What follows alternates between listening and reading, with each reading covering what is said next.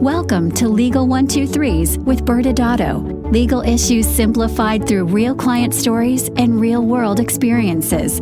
Creating simplicity in 3, 2, 1. Welcome back to another episode of the Legal 123s with ByrdAdatto. I'm your host, ByrdAdatto, with my co-host, Michael, the super lawyer Byrd. Thanks, Brad, and that has a nice ring to it. As a business and healthcare law firm, we meet a lot of interesting people and learn their amazing stories. In today's episode, we're going to talk with one of my closest friends who happens to be a longtime client, Dr. Grant Stevens.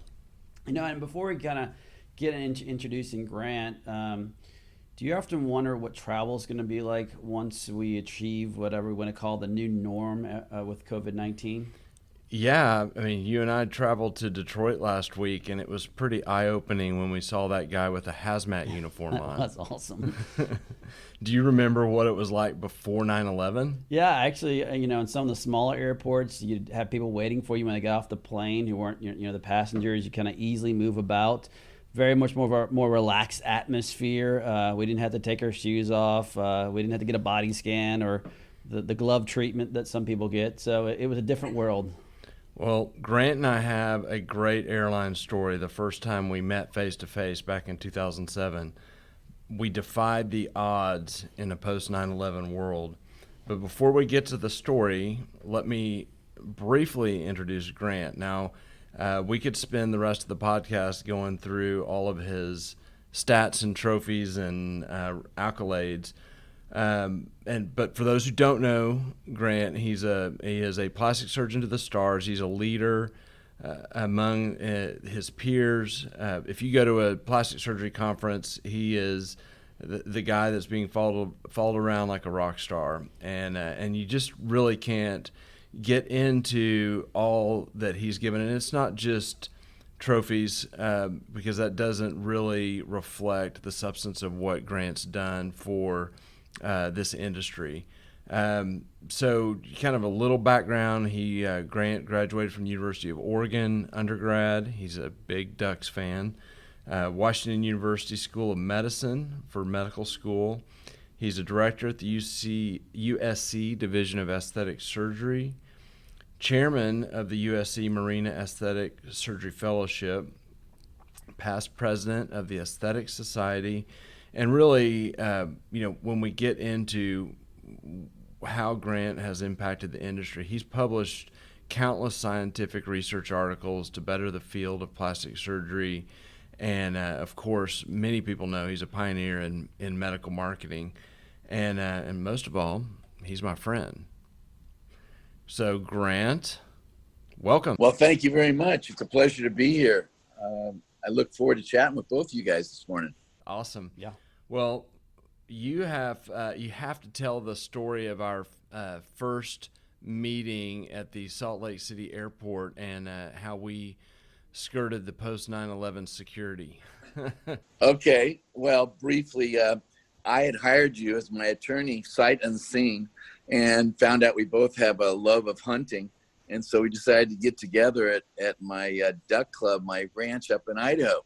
And you were coming up from Dallas and I was coming up from LA, and we were both to stop in Salt Lake City and then pick up a little plane to go from Salt Lake to Twin Falls, Idaho. That was the plan. And we both landed in Salt Lake City, and I came down over there to that terminal there to jump on the small plane, and there you were, and I met you, and we were welcomed to a sign that said the flight had been canceled. Our bags were already transferred onto the flight, and the flight had been canceled into Twin Falls. So we were stuck in Salt Lake.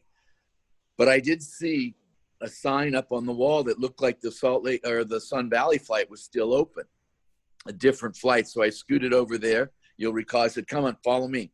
I ran over there and I said, "Hey, can you get our stuff on that plane and get us to Sun Valley?" And they said, "Sure." We were able to negotiate that. And so they moved our guns and our luggage and such, and we jumped on that flight and we flew to Sun Valley, and then we went to my home in Sun Valley and picked up my truck there, and we drove from Sun Valley to Hagerman, Idaho, and we were able to go hunting that evening. And it seems to me you got a limit of greenheads that first night. Yes, and I remember as your newly minted attorney, we were 4 months into our relationship, as you were asking them to transfer our bags, which included our guns, from one plane to the next. I was thinking I was going to have to go down to the local jail before this was over to get you out. Well, some things never change, Michael. I always travel with my lawyers. That's about to say that's a great story, and I'm surprised, Grant, that you're allowing everyone to know that you. The last time we talked about hunting, you were just trying to explain to how you're trying to protect the airplanes in the skies. That was what the words you were using. Well, that's trying. I'm not protecting the airplanes. I'm protecting the women and children. I'm trying to keep the skies clear from any birds. That way, there's no accidents like happened over the Hudson. That's right. Fair enough. Well, again, thanks for joining us. We're looking forward to speaking with you today. Great. Same here. Well, that first adventure, Grant, should have been a sign of things to come, because we have had quite an adventure together. In fact, we probably could do an entire podcast season on our adventures over the last 13 years. This season, our theme is thinking outside the box. And, what really strikes me is that back when the first time when you hired me to help you bring on a partner, and you wanted to be strategic, and you wanted to do it right and do it, like a traditional businessman, knowing that your equity was in your practice was one of the most valuable things you had. And so we started that process, and I'd love for you just to kind of go back to 2007 and just talk a few minutes about kind of that season of trying to bring on your associate as a partner. Sure, Michael. Well, as you know, I had my associate, and he was an employee, and he was working out very well. But I wanted to transition out, I knew, at some point, and I wanted to structure some sort of deal where he could buy in an equitable fashion, and one that was not too onerous on his own cash flow.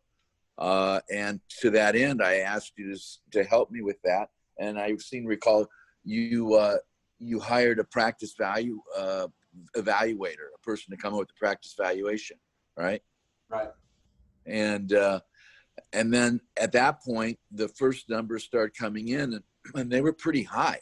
We had a huge internet presence, and our websites were valued very high, and the practice was very large. And the values came in very, very high.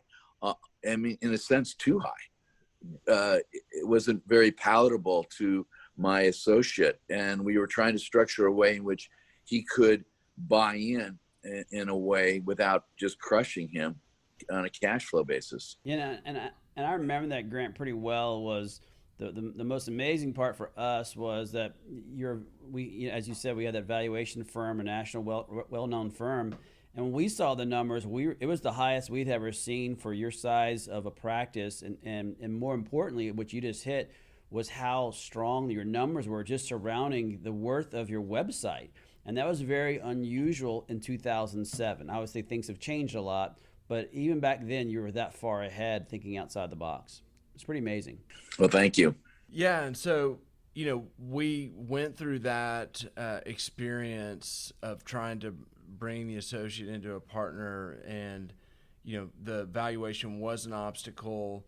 We had to pivot. And so you kind of shifted to an employed physician dedicated model for several years, and just kind of talk about that next season and how you were able to kind of sustain the big patient flow you had to your practice. Well, as you mentioned it, we did pivot. We kept that original person on, that original associate, and he stayed on, and I added another associate. So we had 3 actually. And the idea there was that perhaps with 3 people, those other 2 might be able to take me out, or we could just run it as we were with the 3 of us, with myself as an owner. But I was always thinking, how am I going to extricate myself from this? And one of the things that came to my mind was that, well, if the value is too high for one person, why don't we bring in some other people and maybe we can split it 2 or 3, 4 ways. So we ran it like that for a while. Yeah, and one of the things that I mean, you and I had become close by then and been through some real stuff together, on our personal lives. And, I just came to realize that you were many, many years into leading this practice and leading a practice that really operated at a higher level than your ordinary plastic surgery practice, and that there was potentially a real sacrifice if you were to dilute your ownership and leadership of the business. And so I think that just my observation from my seat was that it was really good for the business that you kind of continued to be, the sole owner and the leader. Well, I would agree with that. It was, as you know, a very large practice and a lot of moving parts.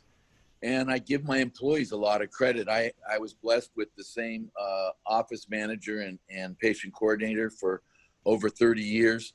My original nurse, Maria, is still my nurse 33 years later. I have a lot of employees that have been with me over 20 years.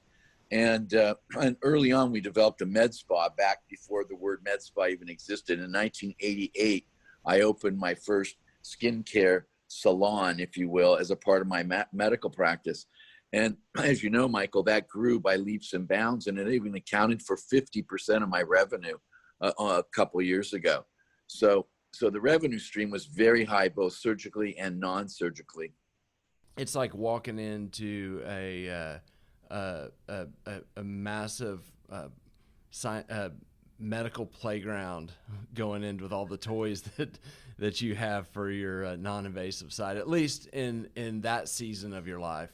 Absolutely. On the wall in the reception area, right underneath the Marina Plastic Surgery sign, it says the technology of beauty. And I adopted that, as you know, Michael, years and years ago, because I'm addicted to technology. It's like I never met a technology I didn't fall in love with. So I've acquired a lot of lasers and energy-based technologies, made a few mistakes along the way, but I also made some great decisions, and we've been able to provide a lot of non-surgical care for our patients and clients. And I would say, too, just a lot of real studies for the industry on whether certain new technologies were beneficial or not. Well, yeah, we have a clinical research area, and I love to take new biotech ideas and new technologies and do FDA studies with them and compare one to another. At one point, we had 11 different non-surgical body contouring devices under one roof. And of course, Cool Sculpting was the winner, but we had 11 at one time. It was unbelievable, doing split bodies and all sorts of research, clinical studies to see which would perform the best. That's amazing. I mean, that just shows you not only being a physician that you are, but you're the scientist and the entrepreneur all together, because it excites you. You can tell just by the way you're talking about the passion for that education, the passion for learning, and then obviously learning from that and growing your practice because of it. Yeah, well, it's fun for me. And when you're doing something that's fun, that you really truly love, it's not work. It's fun. And that's like my fellowship. I've had the fellows with me now. This is my 20th year of chairing the fellowship that I started 20 years ago. And I've trained guys and gals that are all over the country. And it has given me just such joy to be able to participate in their final education the last year after their residency, and showing them a lot of things about the technology of beauty and the business of aesthetic surgery and aesthetic medicine, and refining them. And now they're my friends, they're my fellows, and it gives me great joy, as I mentioned. That's amazing.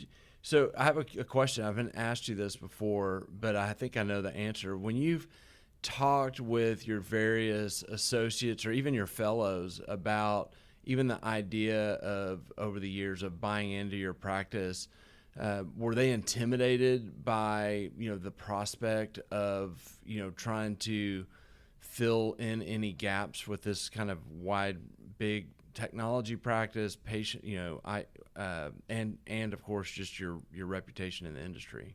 Well, there's certainly been some who've expressed an interest in coming along, and most are somewhat intimidated, certainly, because there's so many moving parts in terms of the business and the non-surgical, the surgical, the operating room, and so on and so forth. And I don't think anyone, myself included, could just come straight in without some sort of gradual development of the skill set and so forth. Fast forward to now, at this point, we'll get to that a little bit later, but the present associate I have is probably the most qualified of all of my fellows to actually move in. And he doesn't have an intimidated bone in his body. Yeah, that's true. That's true. He reminds me of a younger version of you. You're not the first person to say that to me.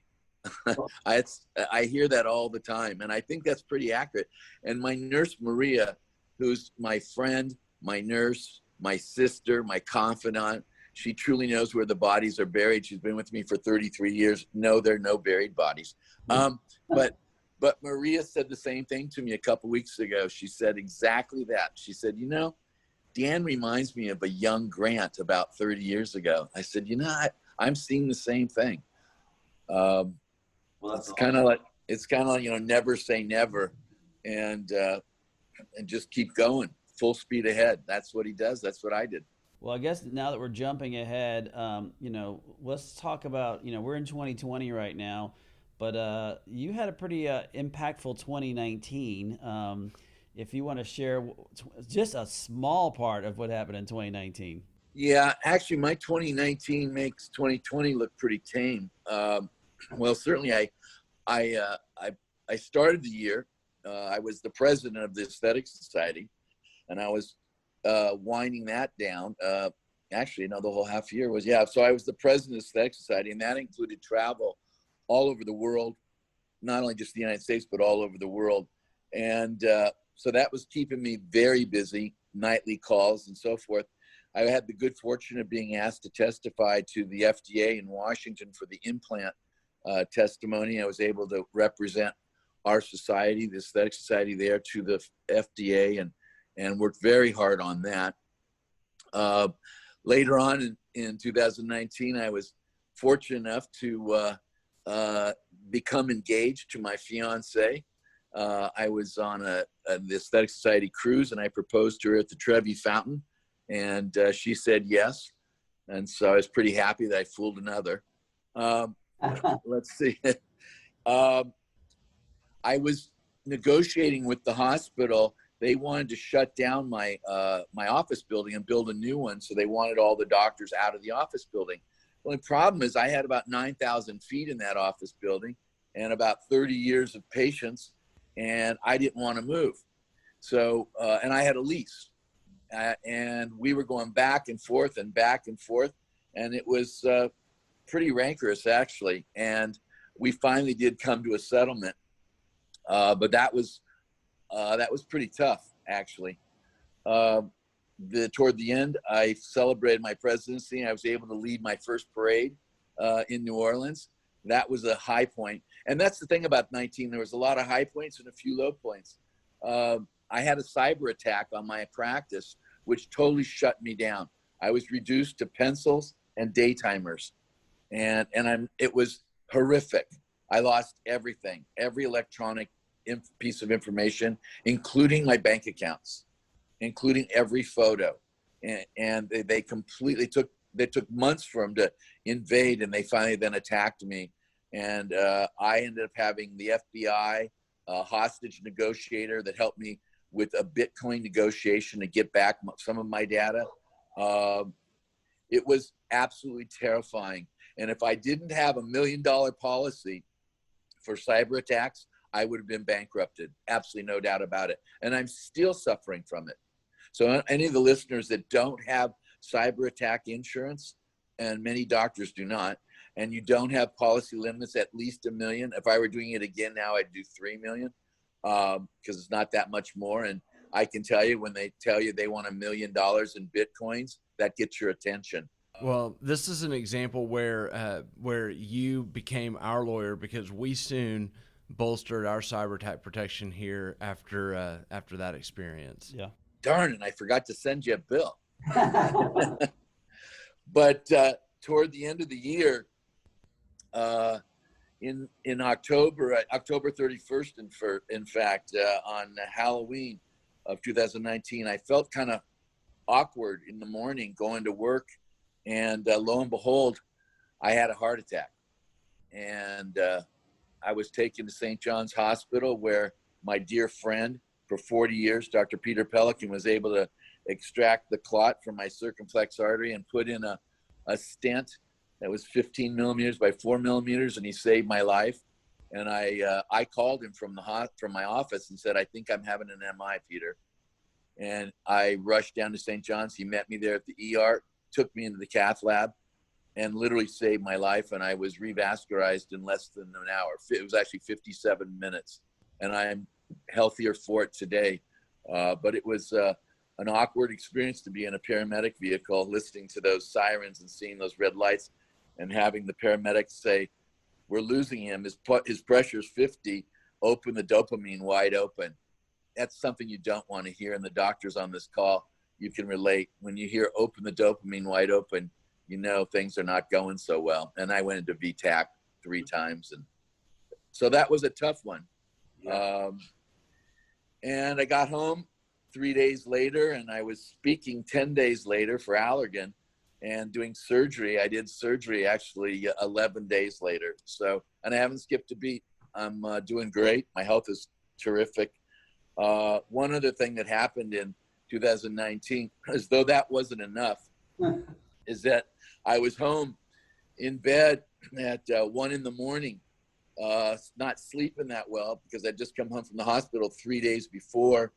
And I opened my phone, and like I oftentimes do, and I went to Instagram and I clicked on the messages up in the right corner there. And lo and behold, I found out that I had a biological daughter that I didn't know about. And she had reached out to me, and she'd figured it out from 23andMe and Ancestry.com. And she found my mom, her grandmother, and then deduced that I was her biological father. And her father had passed, and she was just inquiring about her health history and if she had any siblings and such. And so I answered that, and lo and behold, we became great friends. And she lives in St. Louis and Denver, and she's been out to see me, and we're now terrific friends. And she hangs out with my mom, her grandmother biologically, and it's been a wonderful blessing. So it's been a year of ups and downs. That's such a cool story. It's amazing. And you know, Grant, I mean, there's certain things in your life. I know exactly where I was when I heard the news that you'd, all I heard was that Grant had a heart attack and no one knew anything. And I was in Galveston, Texas, getting ready to go on stage for the Texas Society of Plastic Surgeons. And I don't remember a word I said when I gave my speech. I hope it was not recorded. And then I was on the phone with my dad and your other hunting buddies trying to figure out what was going on. And I could not believe that I was on the phone talking to you just like a day later. I mean, it was crazy that something that big and the kind of care that you got, and that you were walking out of the hospital just a few days later. Yeah, it's a miracle. Well, and I say that, and we keep talking about pivoting, and I just reflect on our 13 years together, and life happens, and the ultimate life happened to you in 2019. It's happening to us here in 2020, and so I love how your story evolved and how you shifted again creatively when you found yourself kind of at the end of 2019 moving into a new space, and then going to someone you've known for many years, your fellow Dan, and coming up with a solution to where he is become a big part of your exit strategy. I'd love to kind of hear your perspective on that. Sure. That's Dr. Dan Gold, and he was my fellow, but he was my resident for 6 years. So I got to know him during residency, and then he stayed on as my fellow. So we've actually been together for 7 years, and he was very interested in staying on. And it seemed perfect for me because I was downsizing and moving out of my giant office and moving into a smaller office, a little more reasonable. and Dan expressed an interest in joining me. So with that in mind, we shifted, and COVID hit. And so I was really happy that I wasn't overexpanded. And now we're at a point where Dan is my associate, with the idea being that he will be the one to take out my practice. I'll stay around and groom him. And the plan is for him to in some fashion buy in, take out the practice. I'll stay around, and then we'll start building a bigger office again. We're already looking at office space. I met with a real estate broker just a few days ago, and she had done some work. There are a lot of bargains out there right now. As you know, commercial real estate is cheap right now. There are a lot of people downsizing offices and subletting because of their obligations and so forth. So I had a half a dozen that I looked at with her, and I said, let's wait till October. I'll bet it's even going to get better as the pain and suffering goes up. I think our opportunities to get a nice big office with an OR, or we'll build an OR and so forth. So the plan will be for Dr. Dan Gould to be the heir apparent of Marina Plastic Surgery and Marina Med Spa. And I'll just be around to, keep my name on the door and hopefully give him some guidance and continue to do my clinical research and my non-surgicals. And hopefully you'll make time to invite me to join you to clear the skies. Yeah, we finally have to get Brad up there too. Well, and Grant, I love your story. I love the fact I've been in the room with you enough times to hear when you're up on stage, and you love to really share your story, share what you've learned. And so this is our, from the final words, as a young physician or any of your senior physicians that's listening here, what words of wisdom would you have to talk to them about, their exit strategy? Well, I have a couple comments on it. First of all, I want to take this opportunity to plug my own podcast, The Technology of Beauty. I hope you guys go to my podcast, The Technology of Beauty. I'd like to have you on it also. And thank you very much for having me on yours. As far as advice to the younger guys, I think they should follow their heart. They should never listen to the old guys like me. And they should think outside the box. They also can't start planning too early. It's never too early to be thinking about how they're going to exit.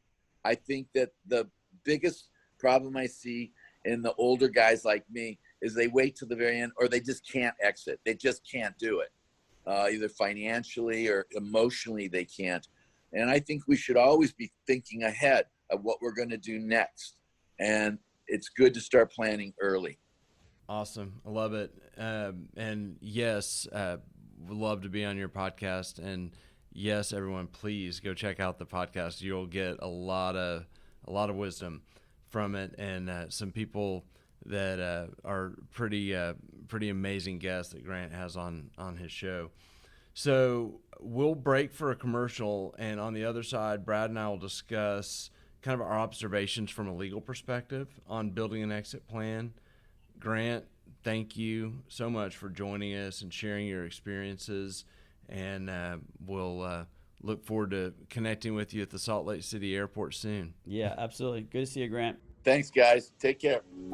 Many business owners use legal counsel as a last resort rather than as a proactive tool that can further their success. Why?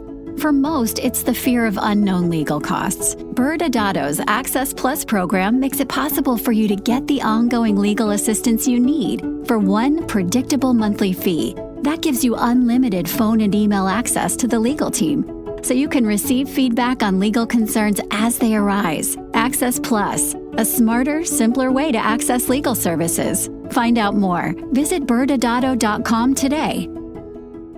And welcome back to the Legal 1-2-3s. I am ByrdAdatto, your host. I'm still here with Michael Byrd, my co-host, and we just heard just an amazing story. Grant Stevens joined us and really told us his story since we've known him, but as you heard, he's been practicing for over 30 years.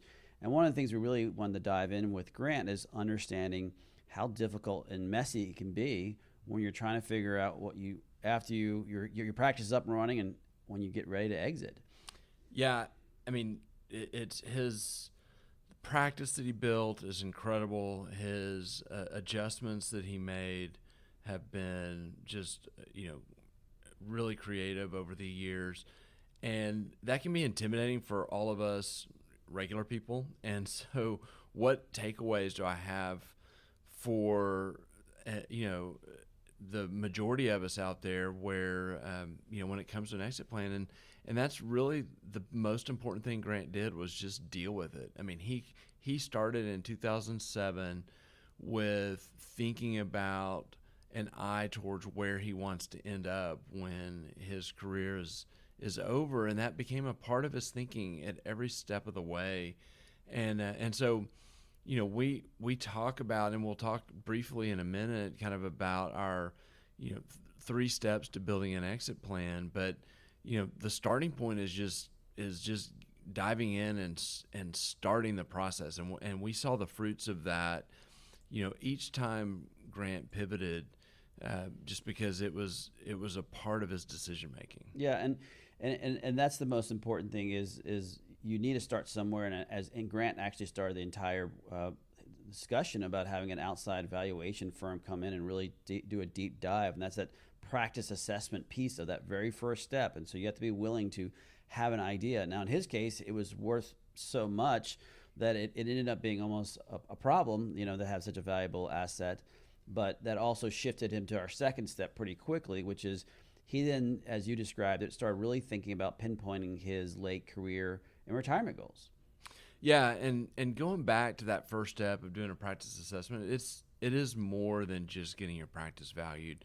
Grant took the time to have us, open the hood to the car, so to speak, and peek in there and see, his policies and procedures, his ownership structure, his financials, his contracts. And we were able, back in 2007, to start cleaning up the little, things that happened over the years. And they do that. Every business is going to have, little blips that need to be adjusted, and sometimes big blips. Sometimes there's compliance issues. And so, that was beneficial immediately, not just in building his exit plan. And then, the final step is coming up with your strategy or building your exit plan. And we've done, Brad, several videos on the different plans that we've kind of come up with our fun names for. But, there are a bunch of different ways to skin the cat, so to speak. And I think the important piece, that the takeaway on all across this, is understanding of these 3 steps, each one's important, because if you don't have that assessment, if you it's hard for you to pinpoint your late career goals, because it's hard for you truly to understand all those moving pieces.